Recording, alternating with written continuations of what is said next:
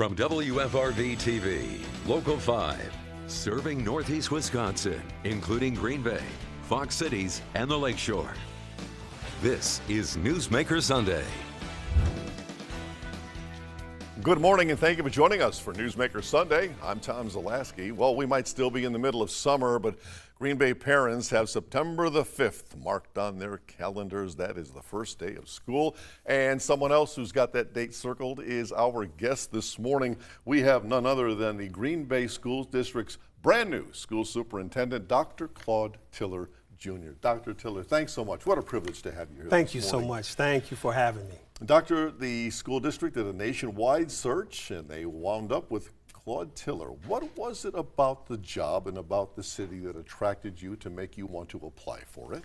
First of all, I would like to say that the board made it a superb, excellent decision by hiring me. I knew you would feel that way. But what attracted me to the district was, to be honest with you, is the referendum that was passed because it showed that the school district cares for their schools and the buildings and the children that's in the district. So that was very important to me because it has to be a good match between the incoming superintendent and the school board and the community. Mm-hmm. Little background on yourself, sir. We know you're coming to us from Detroit. Yes. Where were you born, raised, school? Sure. I was born and raised in Detroit, Michigan. I grew up in Detroit, Michigan.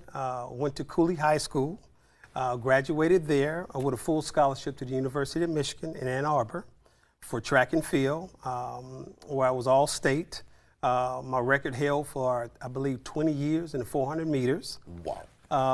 So I went on there. Once I graduated University of Michigan, I was in 1989. So I'm giving my date and also my age if people can try to calculate, but I don't mind. I think I look young. Yes. I was a captain of the University of Michigan track and field team there. I went on to Bowling Green State University to do my master's. From there, I went on to go to Wayne State University to do my ed specialist. And from there, I went on to get my doctorate degree at American College of Education in Indiana. And what was your career path once you finished your education, your career path from Detroit and your positions there to ultimately becoming superintendent here? Sure. So I started off, didn't know kind of really which kind of path I want to do, but I know I love children. Yeah. I know I want to be a part of children and to touch their lives. I was a coach in track, so I've been around kids all my life. So I decided I would substitute teach in Detroit. And they had a position called the ESRP back in the day. That was emergency substitute in a regular position. So I filled in and I had the homeroom from, I would say, heaven or the opposite of heaven. So they were very tough, but they taught me a lot. They taught me that they needed to see me outside of my everyday tasks, so I coached the girls' basketball team there. And once the kids started calling me coach, then I would say, get out the hallway, do this, move this. They said, yes, yes, coach, yes, coach. So it became easy then, and I found out my niche. My niche was around children. So I started off teaching. Then I just progressively moved up the ranks to administration, to assistant principal, to principal, still in Detroit.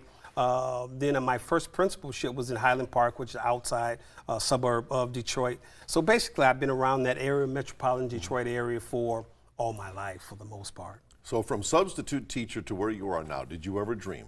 Was it in your plans? Let me tell you something. It was in my plans. It was? It was in my plans. I knew I wanted to make an impact. How? I didn't know the pathway, but once I started working with kids, I knew I wanted to make it. Once I became assistant principal and a principal, I knew that I wanted to make a bigger impact. So I told all my friends that I will become superintendent one day of a district. So here you are coming from Detroit, 53,000 students in Detroit. Yes. Is that number correct? 19,000 students here in Green Bay, much different story. Does Green Bay's smaller school population allow you to have more of an impact? I think it will, because I had 8 comprehensive high schools in Detroit. Each one of those schools roughly about 6,000 kids total. Once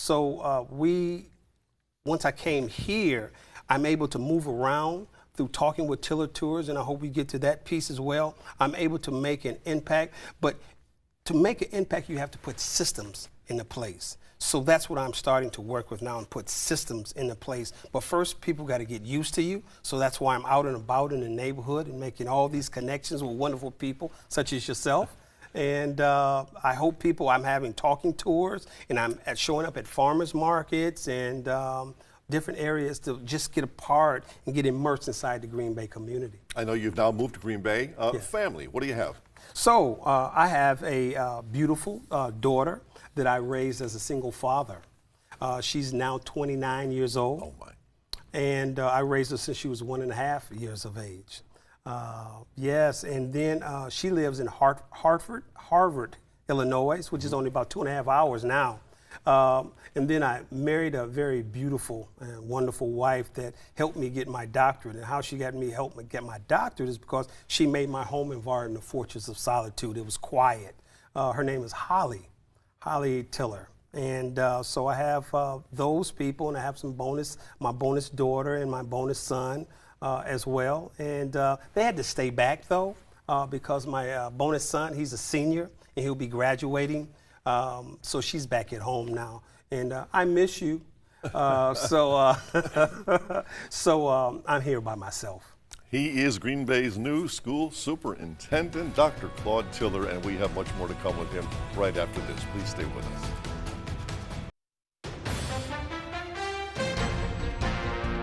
Back now with Dr. Claude Tiller, Jr. He is Green Bay's new superintendent of schools. We mentioned it earlier in the program. You're doing a whole bunch of listening sessions called Talking with Tiller Tour. Yes. Tell me about that. So TTT. Yeah. Well, I kind of coined the phrase when I knew I was getting the position here at Green Bay, because one of my first initiatives was I want to be out there in the public. I'm a people person, and I want to make sure people could not and get a hold of me at any time that they wanted to. So I want to build and establish a community rapport, to be out there in the community. I never want to be somebody that was in a fishbowl. That's in the DOB, which is called the district office building, and that you couldn't touch me, you couldn't get to me. I'm not in the glass. I'm a touchy-feely person. I love to talk to my constituents. I love to get out there. I love to smile. Just came back from a wonderful program over at Webster, seeing Madagascar. So the Talking with Tiller Tours gives me a chance to do this. I talk to somebody in the community, and then they take me around and I meet people. Just introduce myself. And we talk, we take pictures, and I post it on Facebook, on our district Facebook. And my next session, by the way, is July 18th. That's going to be at the Grounded Cafe from 11 to 1. And we have a graphic. We can put it up. Here we go. Okay. Oh, fantastic. Nice, nice. So everybody sees it. My next one is July 25th, and that's going to be at McDonald's. In Shawan. That's on Shawano. Shawano. On Shawano Avenue and Military. Yes. 7 in the morning until 9. Yes. I found that interesting that you're holding those two, one at a coffee shop, one at a McDonald's. It's a comfortable atmosphere, non-threatening. I mean, what's a better place to talk about issues than McDonald's over an Egg McMuffin and a cup of coffee? I take it you might get more information out of that scenario than you would out of a school board meeting. And you are exactly right. That is one of the whole purposes behind Talking with Tiller Tours. And it's also to bring the voice of the silent majority that's out there. It's very important to me that people that would be outshadowed at school board meetings because you have somebody that's more verbose speaking and afraid to come to the mic, that they can come up to me now and share what they really want to share. So it's more personable. That's when I'm out in the community, because I believe if the community doesn't come to you, I believe in going out to the community myself and knocking on doors and speaking to people. And on your Talking with Tiller tour, what are you hearing out there? Anything specific? What are people telling you? It's a couple things. Our school district is wonderful. They love our school district, but by and still, I'm very honest and transparent. That was one of my objectives. I want to be transparent. They said that they call our floor, I'm on the 3rd floor in the district office, they call that the penthouse. And I couldn't understand the penthouse, but it was a negative connotation to it. And that was very interesting to me. So I'm trying to debunk these negative connotations. The penthouse, we feel that people in district office building, they may not come out to us. So it was very important to me that as I talked to my DOB staff, my district office building staff, that we will be out in the schools, and I work off servant leadership, which is very, very important to me. We serve the public. We serve the community. They don't serve us. We go out to them. They don't need to come to us. We'll make sure that our students, our kids, our families, our teachers, our administrators that's in the buildings, the grassroots people, they will get what they need and what they want from us, from district office building. I know the school board has asked you to help improve literacy. Yes. How large, I know you're new here, how large of a problem, as far as you know, is it in Green Bay, and how do you intend on addressing that? So what's interesting is that the literacy problem is we're about at 45% in reading and literacy scores, and we have about 46.4 to be exact in reading in our interim assessment, and 45.6 in math. So to me, anything that's 50% and below, that's troubling. That's a problem with me. And I'm known for turnaround and transformation through data. So that's what I call my team in when I first started here, and we're starting to work on specific intentional focus areas that we can raise scores through literacy and through math by looking at the data and drilling down granular to the actual students, not the overall curriculum, but using the actual student data to make sure that they give extra tutoring through Edgenuity, through one-on-one with the teachers. We're going to give them what they need in order to be successful, hence the true meaning of DEI. And graduation rates. Yes. How do you intend on dealing with that? So let's talk about graduation. So the class of 2022, the 4-year cohort, overall is 87.4. Now, where I've come from is in the 70s and 60s. So we're right there. 87.4, I'm going to strive, and I made it a point to my staff that we're going to go for 100% graduation rate. And that is unheard of. But that's what I want to do. 100% graduation rate. We're going to look at, we have 500 students that's off track. I want to get in there and find out those 500 students individually, and we're going to make sure that the juniors are on track and the seniors are on track to graduate for next year. That is a charge that I have gave to my teaching and learning team as we move forward. Dr. Claude Tiller is our guest this morning. We have much more to come with him, so please stay right there. Back now with Dr. Claude Tiller. He is the new school superintendent in Green Bay. I know you've only been in town a very short amount of time, and you're still trying to get the lay of the land here. Let me touch on a few subjects that you will eventually get involved in here. A task force recently spent a lot of time coming up with a master facilities plan, how to address our aging facilities. We've got declining enrollment, budget deficits. You're in on the tail end of it, but what do you know at this point? What can you tell us about that plan? So I want to say, first of all, I want to publicly say that my board members, they were gracious enough that in my contract, I was negotiated to come on in June as an educational consultant. So I've been here for a month. That time has been invaluable for me because I was able to watch into my official start date of July 1st. So I was able to watch. Now, what I want to talk about, that facilities piece, is very important that people understand that the facility master plan is to address the aging facilities, declining enrollment, and future budget deficit. But nothing will happen until next year. It's just a suggestion. A lot of people are getting an uproar because they're saying, we heard Washington is closing down. We heard this school is closing down. We consolidate. Will we probably have to consolidate? Yes. Yep. But it will not be this year, and it will be suggestions. And suggestions, I guarantee it, from the community. We will not do anything just based off somebody from the outside making plans. That's what I want people to understand. A lot of people get in uproar about, oh, you have schema 1.2 and schema 1.3. I don't care what schema it is.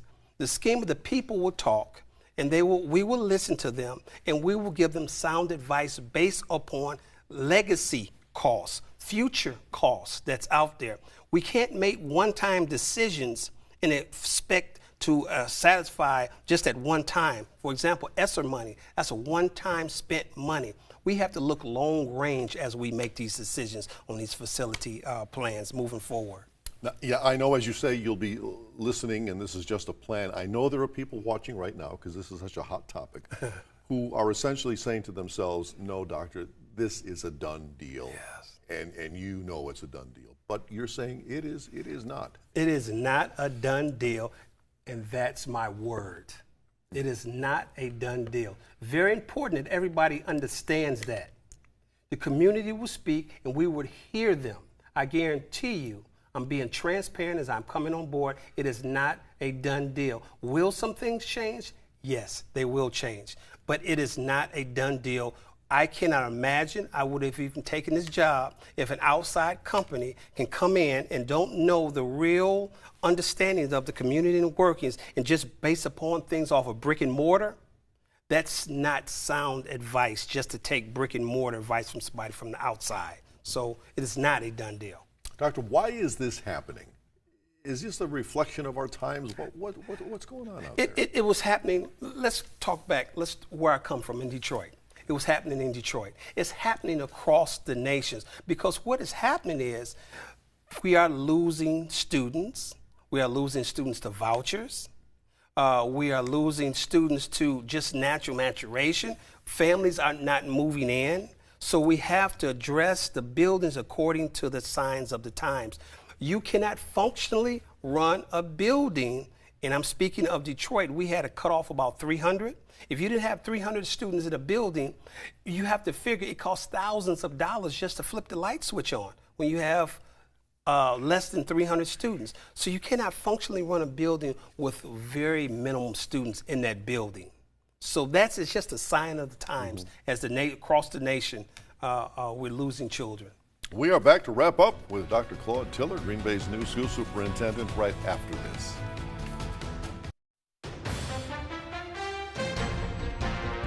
And back now to wrap up with Dr. Claude Tiller, Green Bay's new school superintendent. Governor Tony Evers just signed our 2-year state budget, calls for an increase in public school funding. No surprise there, with the governor being a former superintendent of schools and public instruction statewide. You're no doubt in favor of that budget, but is there ever enough money for our schools? That is a question I will unequivocally say absolutely not. No. Okay. It is never enough, but we are so appreciative and grateful of the efforts that the legislative and the governor to increase funding. But Green Bay Public Schools, for example, to increase the revenue limits in low spending school districts was important. However, without increased equalized aid, then the increase in funding over the property taxes, rather than state funding, it goes to the property taxes instead of the state. So that's very important. We have to see the big picture. The larger increase, for example, in special education. The increase in special education funding is about $1 million.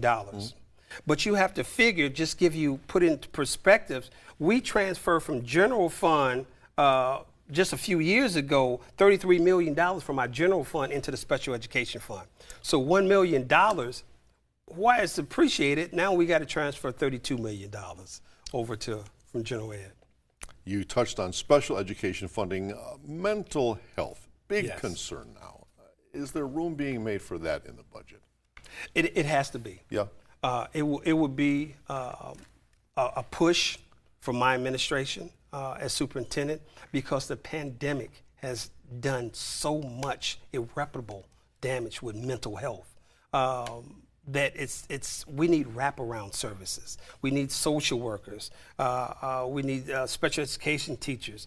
So the funding and the grant funding, we can appreciate that, but grant funding is usually short term. We need long term ideals behind that to help with that mental peace. Got about a minute left, Doctor. Okay. Let's say I'm a Green Bay parent. I'm watching this show right now. I know my life is going to change based upon some of these possible school closures. I'm also concerned if my child is going to get the best education possible under a new school superintendent. What do you say to those parents to ease their concerns? I say to the parents to ease your concerns, please stick with us. There's no better school district than the Green Bay Public Area School District. I guarantee you we will be transparent, we will be upfront and honest with you, and I guarantee you things will change. Dr. Claude Tiller, it's been an honor to have you. Green Bay, I can tell you one thing, you will have the best dressed school superintendent in the entire state of Wisconsin. Fabulous. It has been an honor, sir. Good to have you here this morning. Thank you. Best of luck to you. Thank you. And if you have a newsmaker in your town who you think we should have on this show, let us know about it. Send us an email to tips@wearegreenbay.com or message us on Facebook. And be sure to join us once again Sunday morning at 7:30. Until then, have a great day.